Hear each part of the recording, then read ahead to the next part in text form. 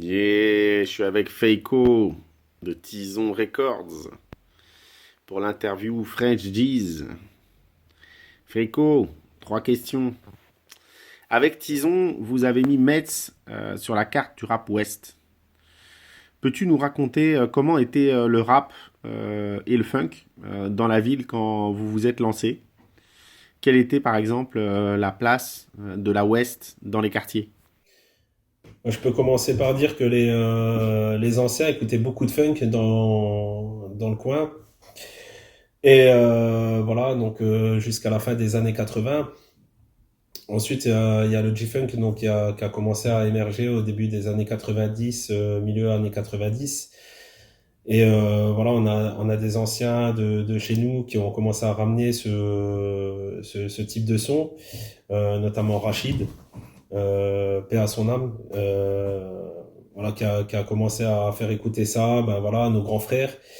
Et voilà, ça s'est très vite propagé. On a trouvé des personnes comme Big Moz et Karim qui ont trouvé une vraie passion, pareil, dans le G-Funk.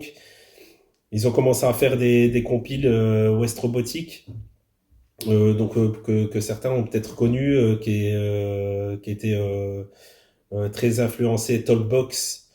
Et ça s'est très vite distribué et propagé dans toute la zone Mestside. Moi, je me souviens encore, hein, j'étais beaucoup plus jeune quand même à l'époque-là. En bas de chez moi, il y avait les grands frères, ils écoutaient tous, voilà, dans leur voiture du son G-Funk. Il y avait une grosse ambiance, du gros son, ça sonnait. Et voilà, et moi, voilà, c'est tout ce que j'aimais. Voilà, j'ai vraiment été bercé à ça. Et voilà, je rêvais que d'une chose, c'est moi aussi d'avoir le permis et puis pouvoir faire la même chose qu'eux. C'était bon enfant. C'était cool.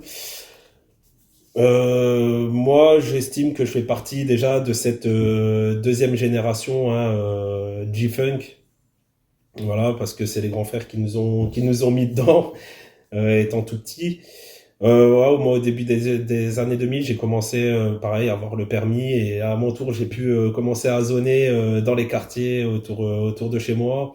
Voilà, on a commencé aussi à fréquenter d'autres personnes dans différents bahuts et puis on s'est très vite aperçu sur les gens de ma génération que on avait tous aussi cette passion. Donc, la transmission était bien passée, j'ai envie de dire. Et voilà, de là, on a commencé à parler, à s'échanger des sons, tout ça. Et on en revenait toujours au West Robotique, donc que Big Moz et Karim avaient fait. Donc gros respect à eux parce que c'est grâce à eux qu'on en est là quelque part, hein. Euh, voilà, et puis pareil, il y avait Mister Grégo, donc qui a aussi une grosse part dans ce mouvement-là, parce qu'il représente beaucoup aussi le quartier Mestside. Donc voilà, il nous a beaucoup soutenus aussi dans nos projets, donc voilà. Ok, merci. Deuxième question. T'as rejoint Tison, un crew avec une majorité de beatmakers vers 2007. T'aurais pu rester en solo ou créer un autre groupe. Qu'est-ce qui t'a poussé vers le groupe Tison, vers le label? Et comment s'est faite la rencontre à l'époque? Ouais, c'est vrai que j'aurais pu faire quelque chose en solo. Ben, c'était une idée que j'avais au départ. Euh, mais c'était assez compliqué parce que les groupes autour de chez nous étaient principalement tournés vers tout ce qui était rap new-yorkais. Alors, c'est un peu paradoxal parce que tout à l'heure je te disais qu'il y avait beaucoup de G-funk, beaucoup de funk, etc. Dans notre secteur.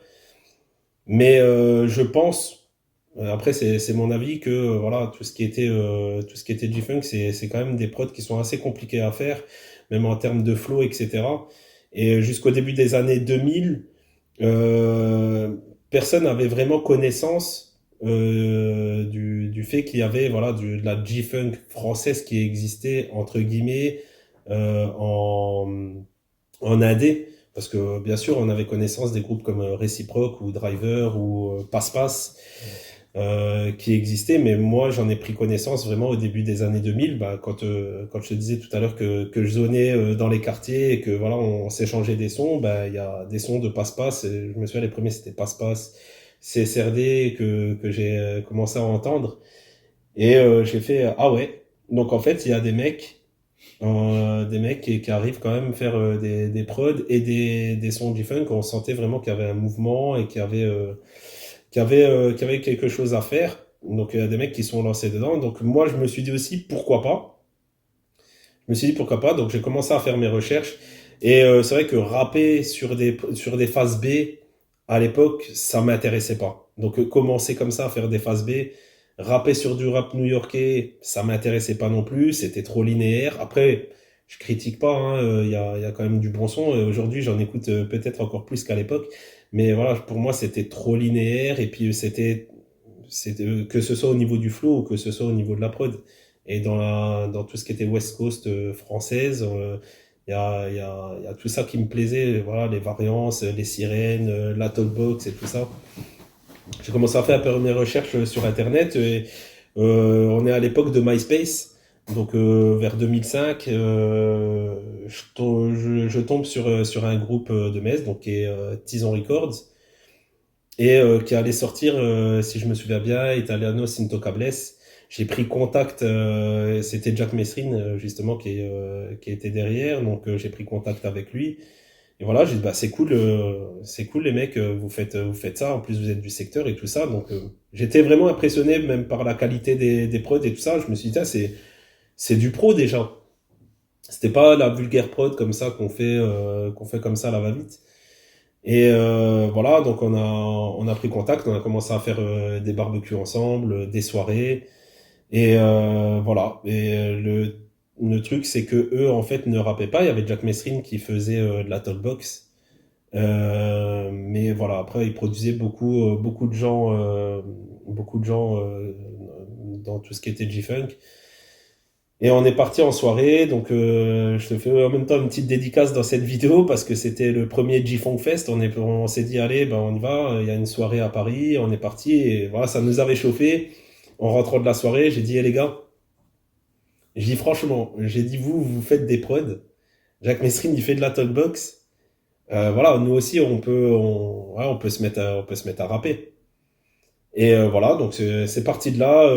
C'est comme ça qu'est né en fait notre collaboration et c'est comme ça que j'ai intégré le groupe.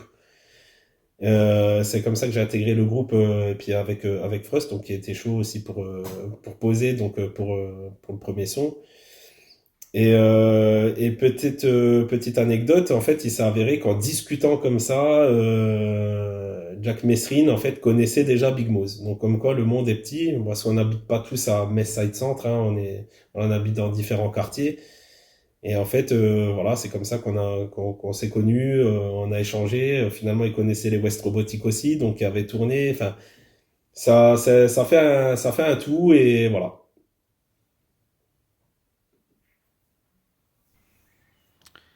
Ok, merci. Tison a collaboré avec des légendes de la baie, Money B de Digital Underground, LK de Richmond, Mac AK de East Palo Alto. Pourtant, le son historique de vos premiers albums, Tallbox, très funky, était plutôt sud de la Californie, voire parfois latino.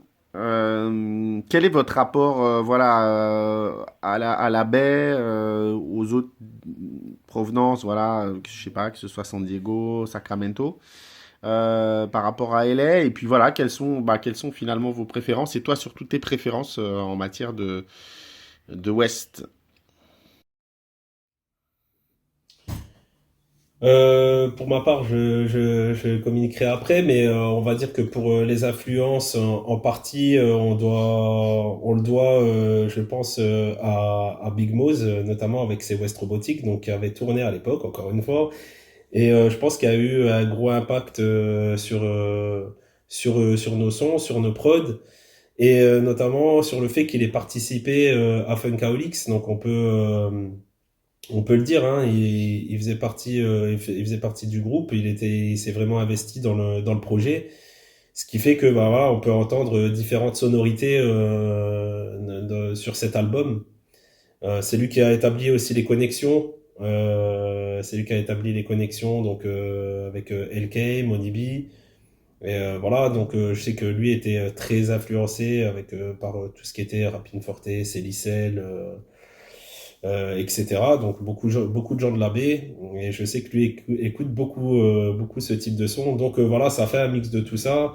Euh, les, les autres du groupe écoutaient aussi beaucoup tout ce qui était funk. Donc voilà, je dirais que c'est un mélange de tout. C'est un mélange de tout, et voilà, ce qui fait que bah, aujourd'hui on peut entendre différentes sonorités chez au Sad Tison. Moi, pour ma part, au niveau de mes influences, j'ai été bercé à tout, donc j'écoute de tout. Moi, à partir du moment où le son il est bon, ça tape bien. Pour moi, tout est bon. Maintenant, c'est sûr que bah, je vais avoir des préférences en fonction du temps qu'il fait, s'il fait jour, s'il fait nuit. Voilà, mon influence, elle peut varier. Elle peut varier. Après, en termes d'influence française, j'ai beaucoup écouté du secteur A étant plus jeune. Ouais, Rof aussi à ses débuts. Voilà, après, c'est tout ce que je peux dire au niveau de mes influences. Donc,